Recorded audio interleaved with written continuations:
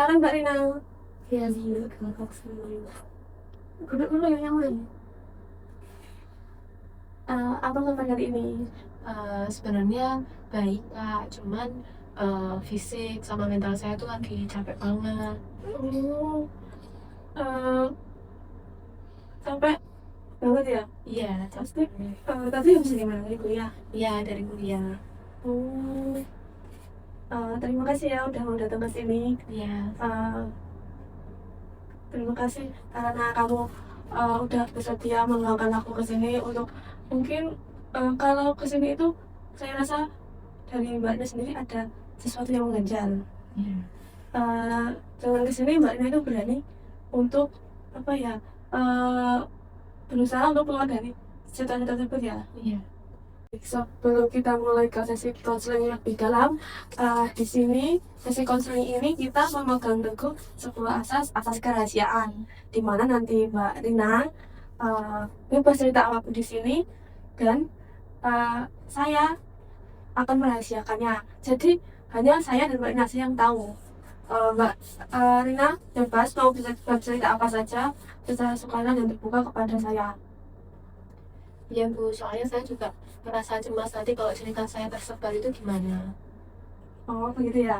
Saya tahu apa yang dirasakan Mbak Rina, tapi di sini kita uh, seperti yang saya bilang tadi memegang teguh sebuah asas. Jadi Mbak Rina jangan sungkan untuk bercerita kepada saya.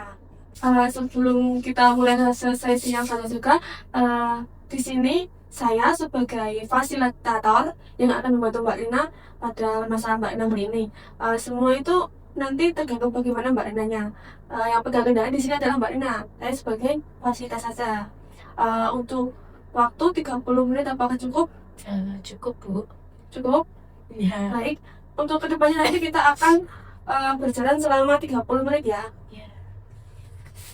Mbak Rina sudah siap belum untuk mulai ke sesi selanjutnya? Sudah Kak. Sudah? Baik. Coba Mbak Rina bercerita apakah hal yang membuat Mbak Rina akhir-akhir ini cemas, panik, terus sehingga gelisah. Jadi gini, saya itu kan kuliah. Nah, terus habis itu ketika pembagian kelompok, teman-teman kelompok saya itu nggak mau membantu saya untuk ngerjain tugas. Nah, jadi saya ngerjain sendirian. Jadi mau nggak mau, saya tuh ngerasa capek di badan, di fisik, di mental saya gitu. Nah, terus juga saya memiliki kesibukan yang lain. Jadi itu juga mempengaruhi dan saya nggak bisa mengungkapkan ke teman-teman saya kalau bahwasannya saya itu keberatan. Waduh, ini cukup agak sulit ya Mbak ya. Iya Kak. Berarti kamu merasa kamu itu sudah capek, sulit, tapi kamu sulit untuk mengungkapkannya ke teman-teman. Iya, apalagi kalau ada masalah di organisasi, contohnya saya kan di satu divisi ada temen yang nggak mau bantuin saya untuk ngerjain tugas di organisasi. Nah, terus nanti kalau saya negur, saya takutnya dibilang ke ketum saya. Terus nanti saya juga takut jadi omongan di belakang gitu. Waduh. Berarti Mbak Rina ini juga ya apa itu mahasiswa yang aktif di organisasi. Iya, Wah, keren juga. Tapi di situ Mbak Rina juga merasa capek karena temennya itu tidak sama. iya betul Kak. Berarti Mbak Rina ini orangnya nggak enakan ya? Iya Kak, apalagi saya tuh kalau dari segi kelompok belajar hati yang kuliah itu kan teman-teman saya pasif.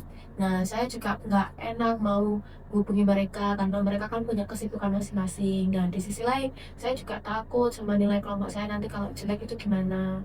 Terus kalau yang di organisasi, saya tuh takut kalau apa dia ngomongin di belakang sama anggota lain, dijelek-jelekin di belakang gitu. Jadi saya nggak berani buat menegurnya dan saya juga merasa lelah sama rasa nggak enakan yang saya miliki. Hmm, Mbak Rina, apa yang Mbak Rina rasakan ini wajar. Karena Mbak Rina sudah cukup capek, cukup lelah. Eh, jadi berdasarkan permasalahan yang Mbak Rina alami, Mbak Rina ini cocok dengan latihan asertif. Latihan asertif itu seperti apa ya Kak? Ya, tujuan teknik ini itu untuk membantu kamu untuk mengungkapkan sebuah penolakan diri, terus hak kamu, batasan-batasan yang kamu punya dengan baik, tanpa menimbulkan konflik antara kamu dengan teman atau dengan senior. Jadi nanti kita menentukan dulu batasan-batasan diri kamu, hak kamu dulu, terus kita susun strategi, terus selanjutnya itu kita coba untuk mempraktekkan akan memberikan bayang-bayang ke kamu nanti untuk pelaksanaannya seperti apa, seperti itu. Begitu. Saya mau melakukannya. Bagus. Langkah pertama kita tentukan dulu kompas komunikasi kamu. Dalam psikologi ada 3 jenis komunikasi. Pertama itu pasif, agresif, dan asertif. Nah, kalau pasif itu misal kamu ada tugas kelompok dan kamu itu diam-diam aja, tapi tiba-tiba kamu kerjain sendiri, padahal kamu di situ sudah capek lelah. Nah, untuk yang agresif, contohnya di organisasi, kamu disuruh seniormu untuk mengerjakan tugas dan pembagiannya nggak rata, dan itu kamu langsung meledak-ledak nggak terima. Nah, di situ itu udah menunjukkan komunikasi agresif. Terus yang ketiga itu komunikasi asertif. Eh, Misal perkuliahan, kamu ada tugas kelompok dan kamu membagi tugas kelompok dengan teman-temanmu. Misal kamu mengerjakan bab 1 dan teman-temanmu mengerjakan yang lain, misal PPT atau dan sebagainya. Dan di organisasi sendiri, misal seniormu memberikan tugas yang nggak rata, kamu bisa mengomunikasikannya dulu, terus membagikan tugas itu secara adil dan rata. Seperti itu. Jadi komunikasi asertif ini membantu kamu untuk menentukan batasan dirimu, terus hak-hakmu berbicara, hak yang kamu terima, terus kamu bisa mengutarakan penolakan tanpa menimbulkan konflik dengan senior ataupun dengan temanmu. Nah, sekarang dari pernyataan yang saya sampaikan tadi, kamu sering pada posisi mana? Terus target apa yang akan kamu capai nanti? Wah, begitu ya Kak, kelihatan banget perbedaannya. Nah, tapi aku nih masih berada di posisi keduanya. Terkadang aku juga di posisi yang pasif. Aku nggak masih teman-temanku jatah, tapi tak selesaiin sendiri. Nah, tapi di sisi lain aku juga pengen rasanya jadi yang asertif, dimana aku pengen ngasih jatah ke teman-temanku agar aku nanti nggak diinjek-injek gitu. Nah, eh, target yang sangat oke ya. Jadi nanti kita latihan dulu untuk menentukan eh, respon tubuh terhadap eh, nanti yang akan kamu lakukan. Baik, nanti kita akan pada tahap selanjutnya, yaitu latihan untuk eh, komunikasi secara asertif dan mengubah sesuatu yang pasif menjadi asertif. Sekarang kita bermain peran. Anggap saja saya sebagai teman kuliahmu dan di situasi lain saya sebagai seniormu. Nah, nanti kita punya 2 masalah. Masalah yang pertama tentang tugas kuliah. Ya, seperti yang saya katakan tadi, di sini anggap saya sebagai teman kuliahmu yang selalu mengandalkanmu dan pasif. Coba nanti saya akan mempraktekkan sesuatu. Coba kamu tegur saya. Oke, siap. Nah, Rina, tolong ini kerjakan selanjutnya. Saya capek, saya udah nggak bisa kerjain. Kan kamu pinter. Coba kerjain ya, Rina. Iya, tapi sebenarnya aku masih banyak tugas yang lain. Ya udah deh, nggak apa-apa nanti aku kerjain. Nah, itu pas kamu masih keluar. Nah, coba kita masuk yang permasalahan kedua. Saya sebagai seniormu, senior yang toksik. Rina, ini kerjain laporan divisi ya. Saya udah nggak mau ngerjain. Nanti kalau kamu nggak mau ngerjain, saya lapor ke ketua umum dan saya silang ke anak-anak loh. Iya Kak, nanti tak coba untuk lanjutin. Mari kita evaluasi dulu dari simulasi yang telah Mbak Ina lakukan. Secara bahasa, Mbak Ina udah menyerah, langsung menyerah tadi. Terus untuk non-verbalnya, tubuh Mbak Ina langsung menciut. Suara Mbak Ina itu langsung mengecil dan Mbak Ina udah kehilangan kontak mata. Terus secara afektif, apa yang Mbak Ina rasakan? Yang saya rasakan dada saya tuh berdebar-debar kencang banget. Jantung saya rasanya deg-degan terus dan itu membuat saya memiliki rasa ketakutan yang besar. Oh, itu valid, Mbak. apa yang kamu rasakan itu valid, karena kamu mempunyai kecemasan diri di dalam hati kamu. Coba lihat saya akan mencontohkan bagaimana sikapnya dari tubuh yang tegap tapi rileks, terus kalimat yang jelas dan kontak mata. Tolong perhatikan, jangan kehilangan kontak mata. Saya contohkan cara menjawabnya ya. Saya di sini sebagai Mbak Ina, sebagai kamu. Gini, karena ini tugas kelompok dan pembagiannya harus secara adil, jadi nanti kamu mencari materi dulu, paling lambat besok malam, terus baru saya yang mengerjakan agar tugas kelompoknya tepat waktu saat pengumpulan.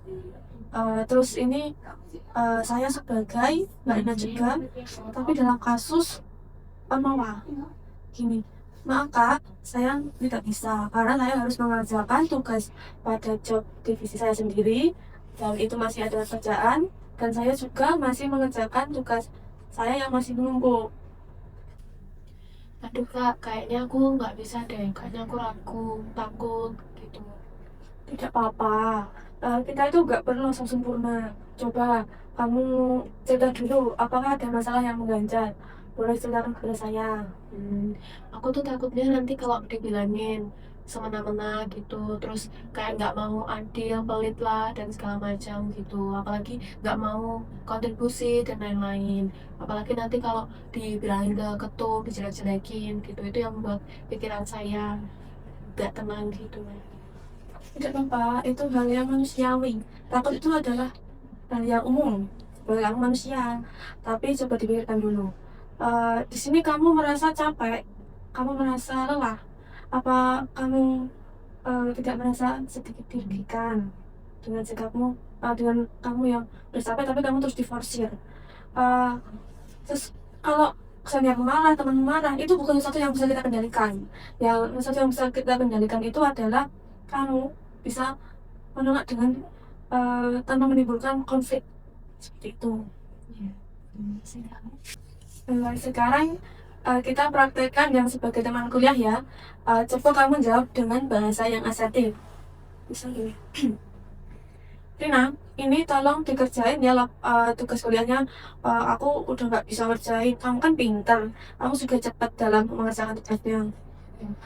Oh gitu, tapi maaf ya, kan ini tugas kelompok dan aku kan juga udah cari materi. Nah, sebaiknya itu dibagi, aku mencari materi, kamu mengerjakannya, membuat makalah, terus nanti yang lain bisa membuat PPT. Kalau kamu nggak mau, nanti aku bilang ke Pak dosen kalau nilainya nanti bisa dipotong gitu. Bagus sekali Rina. Setelah kamu melakukan 2 kali latihan, ini progresnya cukup baik. Sekarang apa yang kamu rasakan? Yang saya rasakan awalnya sih agak ragu gitu, agak deg-degan, agak takut. Tapi saya kembali lagi kalau saya juga harus mengungkapkan apa yang ada di isi hati saya dan saya rasa saya lebih lega, lebih plong gitu. Oke, kita lanjutkan prakteknya ya. Saya akan praktekkan sebagai teman seniormu dulu. Gini, Rina, ini kerjakan ya laporan divisinya. Saya tunggu sampai besok. Kalau kamu nggak ngerjain, nanti tak lapor ke teman-teman kalau kamu nggak mau kerja. Iya kak, sebelumnya aku minta maaf ya kak, tapi aku nggak bisa ngerjain tugas ini karena ini tugas divisi lain dan aku masih ada kegiatan lainnya seperti aku harus mengerjakan tugas kuliahku yang wajib gitu. Bagus, responmu sudah bagus. Walau tadi sempat ragu, tapi kamu berhasil untuk mengungkapkannya. Agar kemampuanmu ini tetap melekat, nanti kamu dalam kehidupan sehari-hari sebaiknya tetap menerapkan dan mempraktekkan kemampuan ini ya.